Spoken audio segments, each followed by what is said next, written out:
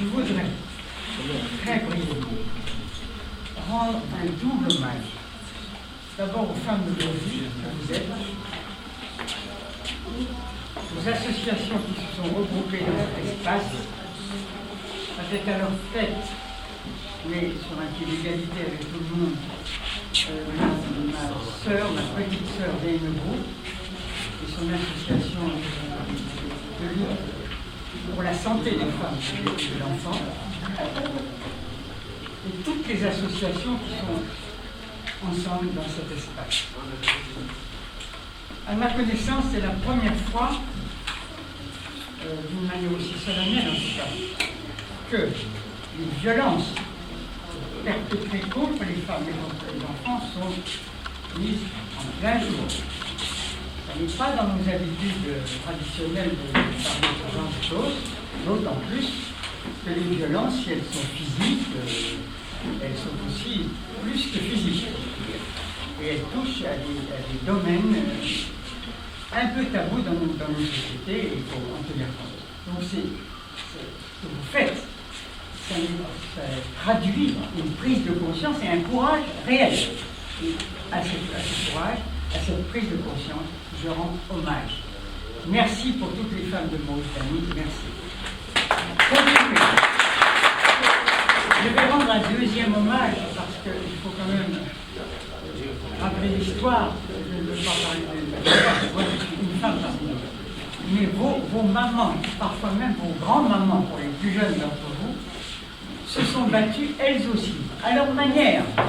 Elles ne pouvaient pas parler comme vous le faites aujourd'hui, mais elles ont, à leur façon,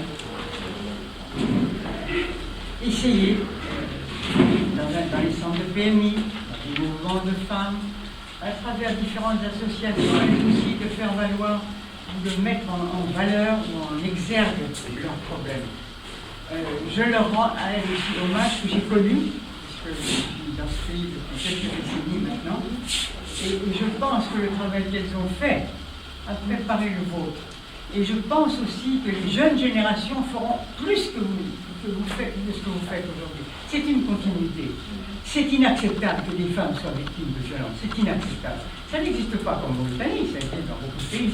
Mais en tout cas, c'est inacceptable parce que c'est la preuve de lâcheté, d'inégalité, inacceptable dans un pays qui se veut démocratique, qui construit sa démocratie à sa façon et sur ses valeurs.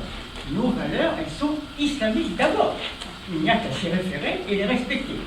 Comme ça, on sera absolument tranquille et protégé de toutes les dérives que je viens de dire. Donc vraiment, merci à toutes celles qui ne sont plus là, qui nous ont quittés, parce qu'elles ont travaillé. Et ça, je tiens absolument à leur rendre hommage, parce que j'en ai connu non seulement à Nouakchott, mais à l'intérieur du pays, qui ont été courageuses, qui ont été critiquées pour leur courage.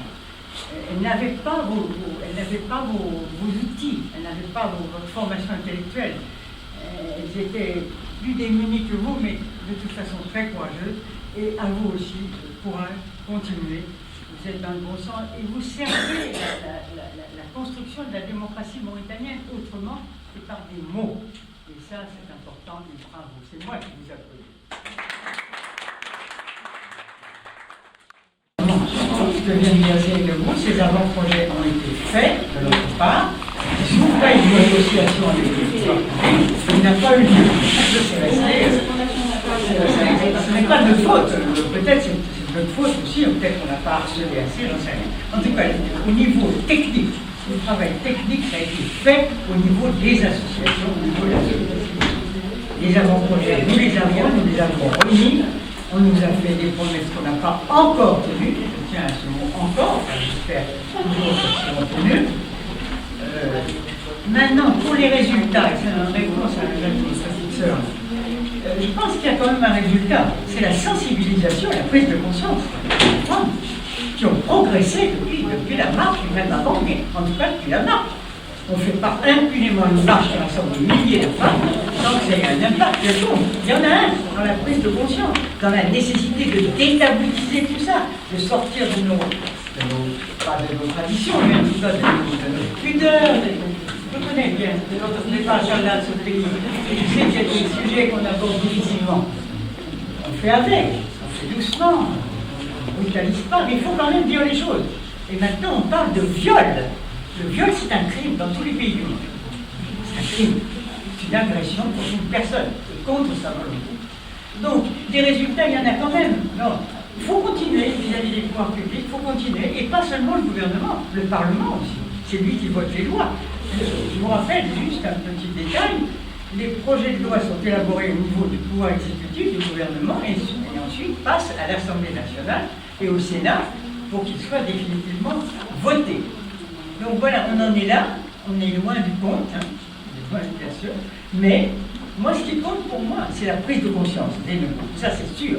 Il faut que les femmes s'impliquent de plus en plus. C'est elles qui arriveront avec le problème. Il ne faut pas désespérer. C'est des questions délicates, difficiles, et avec des résistances fortes dans notre société. Il faut faire doucement et fermement.